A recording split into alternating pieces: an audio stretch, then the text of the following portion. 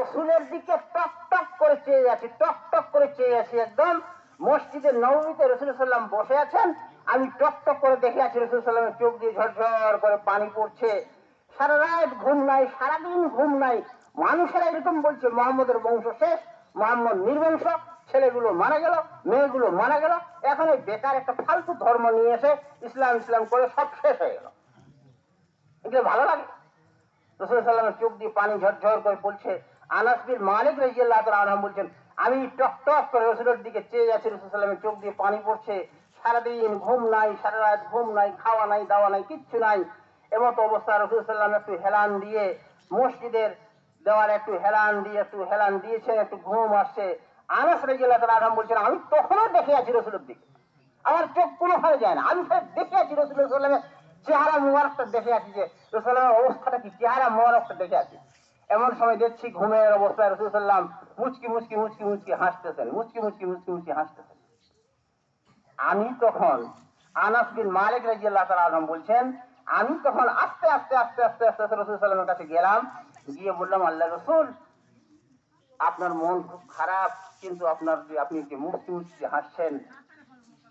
রাসূলুল্লাহ সাল্লাল্লাহু আলাইহি ওয়াসাল্লাম বললেন, আনাস, এই মাত্র আল্লাহ পাকের বড় ফেরেশতা জিবরাইল আলাইহিস সালাম আমার কাছে এসে ওহী দিয়ে গেল আর বলে গেল, ইন্না আতাইনাকাল কাউসার ফাসাল্লি লিরাব্বিকা ওয়ানহার ইন্না শানিয়াকা হুয়াল আবতার। হে মুহাম্মদ, তোমাকে আমি হাউজে কাউসার দান করলাম, তোমাকে আমি হাউজে কাউসারের মালিক করলাম। তুমি তোমার প্রভুর উদ্দেশ্যে সালাত তথা নামাজ প্রতিষ্ঠিত করো আর কুরবানি করো।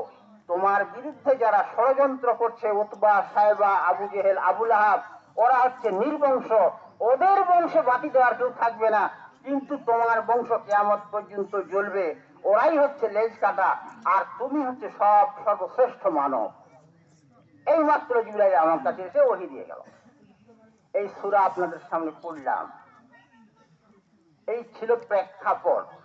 রাসূল সাল্লাল্লাহু আলাইহি ওয়াসাল্লামকে বলা হলো যে তুমি তোমার প্রভুর উদ্দেশ্যে সালাত কায়েম করো, নামাজ কায়েম করো, কুরবানি দাও।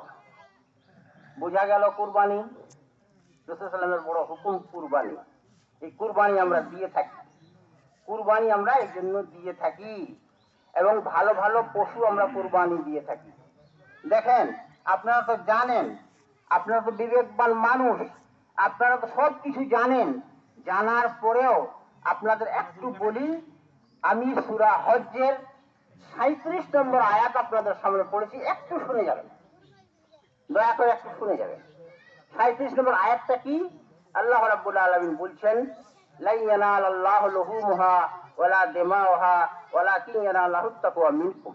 আল্লাহ রাব্বুল আলামিন বলেন যে কুরবানি মানুষ তোমরা যে করো, নিশ্চয়ই কুরবানির পশুর রক্ত, পশুর নিশ্চয় গোশত, এটা আমার কাছে পৌঁছায় না।